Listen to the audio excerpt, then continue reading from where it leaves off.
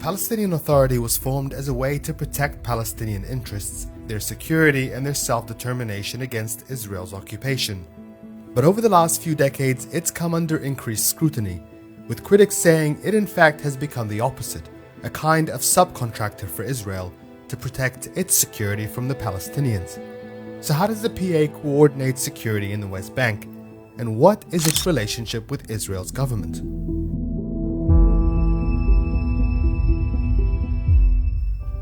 On the 13th of September 1993, US President Bill Clinton presided over one of the most dramatic handshakes in modern history. On the White House lawn, the handshake between Israeli Prime Minister Yitzhak Rabin and the Palestinian Liberation Organization chairman Yasser Arafat was hailed as a political breakthrough that would constitute the dawn of a new era for the Middle East. Dubbed the Oslo Accords, the agreement was the culmination of years of secret negotiations facilitated by Norway and recognized by the PLO in Israel. It committed both sides to instating Palestinian self-governance in limited parts of the West Bank and Gaza Strip, which Israel had occupied since 1967. The goal was to set up a Palestinian state within 2 decades. The Palestinian Authority was formed in 1994, pursuant to the Gaza-Jericho Agreement between the PLO and the Government of Israel, and was intended to be a 5-year interim body. Further negotiations were then meant to take place between the two parties regarding its final status. The accords called for the establishment of a Palestinian police force that would, quote, act systematically against all expressions of violence and terror. But the agreement collapsed in 2000, when the Second Intifada erupted across Palestinian territories. Israeli Prime Minister Ariel Sharon launched Operation Defensive Shield in 2002, reoccupying almost all of the West Bank's Area A, besieging Palestinian leader Yasser Arafat and destroying the PA's security infrastructure. Israel then pushed to change the framework and structure of the PA security forces in agreement with the United States and the Middle East Quartet, outlined in a new roadmap signed in April 2003. The weakened and fragile PA began rebuilding and reforming its security sector in 2005. It started by encouraging thousands of existing police officers to take early retirement and recruiting and training new officers to replace them. This was supervised by U.S. Security Coordinator Lieutenant General Keith Dayton, who focused on the gendarmerie-style training of West Bank-based security personnel. Applicants were screened by 4 different intelligence agencies, American, Israeli, Jordanian, and Palestinian, to ensure they had no terrorist links, human rights violations, and/or criminal records. The training took place at the Jordan International Police Training Center near Amman, using the same facilities and trainers who rebuilt the post-US invasion Iraqi police force. The focus of the structure was the maintenance of law and order, crowd control, and the suspension of Palestinian groups and individuals labeled as terrorists by Israel, such as Hamas and Palestinian Islamic Jihad. This made Israel's security a de facto priority and added further demands on the Palestinian Authority to act as a security force against individuals and organizations involved in planning or carrying out attacks against Israel. They actually encouraged all the old guards, let me call them the old guard, to have a early retirement. A lot of them actually left. I mean, why would I be in the security forces if I can actually get the salary while I'm home and I don't have, a lot of people join the security just because there isn't any other employment, not because they want to be security forces. And the second thing is actually they can refresh recruits and mold the mentality based on what America and the United States and other Arab countries want. Today, there are over 83,000 Palestinian security personnel in the West Bank and Gaza combined, forming one of the highest ratios of security to civilians in the world. Security makes up 45% of the PA's workforce and consumes nearly a third of its annual budget. In 2013 alone, the United States provided $427 million in economic assistance, of which $70 million was allocated specifically to fund the PA's security forces. At the same time, the European Union gave $227 million in direct funding to the authority and a further $406 million in economic aid and support for security forces. So how much is left for education medical health, academia.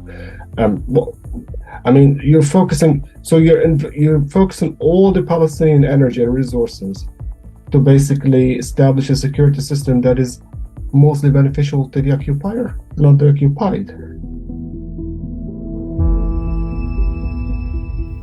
In 2011, a leaked report from the so-called Palestinian Papers showed that from February 2008 to May 2009, the PA arrested 3,700 members of armed groups, summoned 4,700 individuals for questioning, confiscated 1,100 weapons, and seized more than $700,000 belonging to armed groups, and confiscated materials used for inciting violence.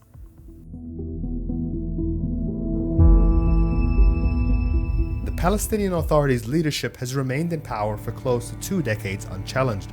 This has opened them up for sustained criticism from opposition groups and activists over a lack of political transparency and accountability. Elections for the Palestinian National Authority were first held in 1994 and were last scheduled for 2009 but delayed indefinitely due to the Fatah-Hamas conflict. Mahmoud Abbas, the Palestinian president, was elected for a 4-year term in 2005. 16 years later, no subsequent elections have been held for his successor, with elections limited to local offices only. The PA has since promised to hold elections several times, most recently in 2021, only to delay or call them off weeks earlier. NGOs and human rights advocates have accused the PA of implementing a policy of arrest, torture, and harm towards Palestinian activists and dissidents based on their political affiliation. Nazar Banat, a prominent political activist and human rights defender, was arrested several times on charges of insulting national sentiment and inciting strife against the PA on Facebook. Following a series of widely shared videos in which he was highly critical of the PA and Mahmoud Abbas over COVID policy and delayed elections, his home was raided by security forces in June 2021. He was beaten to death during the raid. Protests erupted across the West Bank in the aftermath of Banat's death and were met with a forceful crackdown by PA police. Since then, reports of mass arrests, torture, and other forms of ill treatment continue to be reported in prisons administered by Palestinian authorities. The Palestinian Authority was intended to be a transitional administration that would expire in 1999 with the formation of a self-governing Palestinian state. But 30 years later, it has become a permanent government without true sovereignty. Security coordination between the PA and Israel has continued, with occasional interruptions during heightened tensions. In 2020, President Mahmoud Abbas suspended coordination in response to Israeli plans to annex parts of the West Bank. In January 2023, he suspended security coordination again after Israeli soldiers killed 9 Palestinians during a raid in Jenin. So if you want to stop the coordination, that means Israel can actually blackmail you. You will not get the tax revenues, you cannot pay salaries, you will not get enough food into the Palestinian territories. So basically what we're talking about here is a power right for Israel, a way to blackmail the Palestinians. Okay, if you do not coordinate with us, if you do not help us stop attacks, act as our subcontractors within the Palestinian territories, stop people actually attacking the Israeli army and settlers and what have you there, that means we can actually punish you. Despite the sustained criticism received by the PA for prioritizing Israel's security, a new wave of far-right Israeli lawmakers have placed it in their scopes, promising to dismantle the organization once and for all. אני רוצה למחוק את הדבר הזה שנקרא רשות. לא פעם, לגבי האנשים, הם יחיו בדיוק כמו שהם חיו לפני שנכנסה הרשות לחיים של כולנו. הרשות, הם יקבלו, הם יהיו מרכזים כאלה שלהם, שהם יתנהלו, אבל לא תהיה אוטונומיה ולא תהיה דבר שנקראת רשות. This existential threat from Israel's new government and almost daily raids by Israeli forces into Palestinian towns and villages continue to undermine the PA's role in managing its own affairs and convincing Palestinians that it remains their representative voice. In essence, the issue is not about the presence or absence of security coordination, but rather about who benefits the most and at whose expense. People are growing very frustrated. Land is getting smaller. The prospect of a state almost completely is gone.